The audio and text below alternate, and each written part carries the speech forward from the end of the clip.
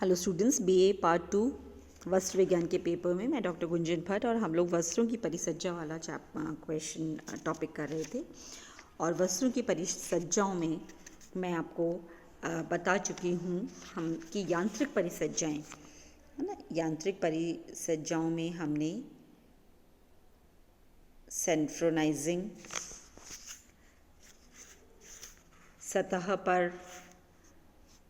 सतह को झुलसाकर उसको चिकना करना, सिंजिंग, रोएं काटना, शीयरिंग एंड ब्रशिंग, कड़ा करना या भराई करना, साइजिंग एंड ड्रेसिंग, ये कुछ कर लिए थे।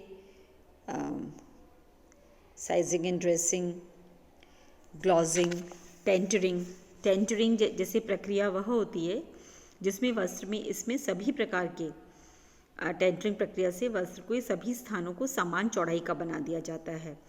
इसको टेंटरिंग बोलते हैं। ये हम कर चुके हैं। नैपिंग, रोएं उठाना, जिसका एग्जाम्पल होता है कि फलालैन का जो कपड़ा होता है उससे किस तरह से रोएं उठाए जाते हैं। और टेंटरिंग कर ली है। शिनजाइजिंग करा हुआ है। मैं आपको ग्लेजिंग के बारे में थोड़ा बता रही हूँ कि वस्त्रों की सतह पर वो ग्लेज, आप लोगों ने ग्लेज पेपर का बहुत इस्तेमाल किया होगा कॉलेज में, स्कूल में। हम ग्लेजी पेपर को के बहुत सारे, कभी उससे कार्ड बनाते हैं, कभी कुछ और सजावट की वस्तु उसको काट करके विभिन्न आकारों में यूज़ करते हैं। अब सेम ही ग्लेजिंग का अर्थ आप समझते हैं, जब एक कागज़ बहुत चमक रहा होता है तो उसको हम ग्लेज्ड पेपर या ग्लॉसी पेपर भी बोलते हैं। अब यही शब्द का मतलब हो गया चमक, और खूब अच्छे लाइट के साथ में चमक। अब इसी चीज़ को हम ग्लेजिंग एक प्रक्रिया हुई जो हम कपड़े पे करेंगे। तो सामान्य सी बात है कि जब वस्त्र की सतह पर अत्यधिक चमकदार अगर उसे हमें बनाना है तो ग्लेजिंग की उसमें परिसज्जा दी जाती है। और इसको करने से पहले वस्त्र की साइजिंग उसकी कर दी जाती है, जिसके लिए अच्छे से मांड या कलफ का इस्तेमाल होता है। मांड, गोंद या अन्य रासायनिक पदार्थ जो है उसका इसमें इस्तेमाल किया जाता है और उसके बाद ग्लेजिंग की जाती है। ग्लेजिंग के लिए 3 रोलरों की आवश्यकता पड़ती है। साइजिंग किए हुए वस्त्रों को एक के बाद एक करके 3 रोलर के बीच में से गुजारा जाता है। और ये जो रोलर होते हैं इनकी गति, हर एक रोलर की गति पहले वाले की अपेक्षा बढ़ती जाती है। पहले रोलर के बीच में से निकालते हैं तो नॉर्मल गति, और फिर धीरे धीरे सेकेंड और थर्ड रोलर से निकलते निकलते इसकी गति को बहुत ज़्यादा बढ़ा दिया जाता है। और ये जो रोलर्स होते हैं इनका तापमान और दबाव से भी वस्त्र की सतह जो है वो चिकनी और चमकदार हो जाती है। इसको कड़ा करने वाले पदार्थ से एक विशेष प्रकार की चमक निकलती है। इसको कड़ा करने के लिए जो पदार्थ लगाया जाता है तो वस्त्र जो है उससे बिल्कुल नया, ताज़ा और सौंदर्य युक्त दिखता है। इसी तरह से शिनराइजिंग जो प्रक्रिया है इससे भी वस्त्र को चमक लाकर उसको सुंदर बनाने के लिए इसको किया जाता है, जिससे सहजता से व्यक्ति का मन मोह ले और ये आकर्षक भी लगे। इस परिसज्जा के लिए लोहे के रोलर्स पर तिरछी बारीक बारीक रेखाएं गुथी हुई होती हैं। और ये जो रेखाएं होती हैं ये जैसे 1 इंच में 550 से 600 होती हैं। और जब वस्त्र इन रोलर के बीच में से होकर, रोलर क्योंकि वज़न होता है तो रोलर का वजन तो होगा ही, दबाव तो होगा ही, और कुछ परिसज्जाओं की अकॉर्डिंग वो गर्म भी होते हैं। गर्म करने नहीं करने पर दबाव तो होता ही है, वो डिपेंड करता है परिसज्जा पर। तो उनसे होकर जब गुजारा जाता है तो ये रेखाएं उभर जाती हैं।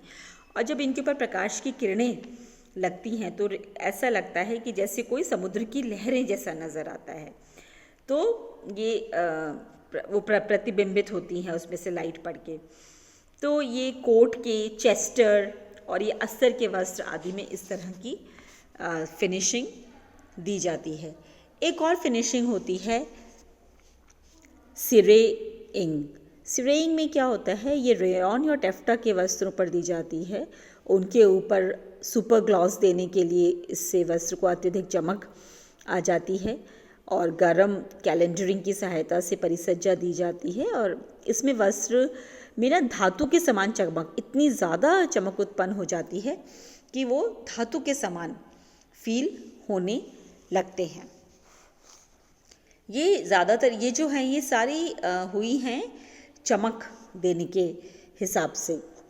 फिर क्रेपिंग है ना, क्रीपिंग भी एक वो होती है जिसमें वस्त्रों पे चुन्नट डाल दी जाती है। कई बार हमने देखा होगा कि वस्त्र जब हम खरीदते थान के वो अवस्था में होते हैं उस समय भी उसमें चुन्नटें डली हुई होती हैं। तो उसमें दोनों ही विधि की जाती है, यांत्रिक विधि से चुन्नटें डालना और अस्थायी परिसज्जा है, लेकिन बार बार धुलाई से यह नष्ट हो जाती है। तो जो ताप सुनम्य धातु वस्त्र होते हैं उससे स्थायी चुन्नटें डाल दी जाती हैं और रासायनिक विधि से इन चुन्नटों को परमानेंट कर दिया जाता है। परमानेंट प्लीट्स उनके अंदर होती हैं। इस परिसज्जा के लिए जो मशीनें प्रयुक्त की जाती हैं वो 2 रोलर्स पे लगे होते हैं उसमें, और इन रोलर्स में से बराबर दूरी पे दांत लगे होते हैं, दांत में लगे हुए होते हैं, और रोलर्स को भाप से गर्म कर दिया जाता है। और जब इनके रोलर्स के बीच में से वस्त्र निकलता है तो उनके जो दांत होते हैं क्योंकि हाई टेम्परेचर पे भी होते हैं वो सिकोड़ कर चुन्नटें बना देते हैं। इससे वस्त्र में चुन्नटें हो जाती हैं जो कि परमानेंट होती हैं। रासायनिक विधि से चुन्नटें बनाने के लिए कॉस्टिक सोडा का इस्तेमाल किया जाता है और रेशमी वस्त्र पे डाइल्यूटेड सल्फ्यूरिक एसिड की मदद से ये चुन्नटें लाई जाती हैं और ये फिर रिपीटेड वॉशिंग पर भी नहीं हटती हैं। तो ये कुछ हमारी यांत्रिक परिसज्जाओं की पूरी एक दृष्टि में सारी बता दी गई हैं जिनकी डिटेल्स हम कर चुके हैं। अब हम नज़र डालेंगे कि रासायनिक परिसज्जाएं किस प्रकार की होती हैं।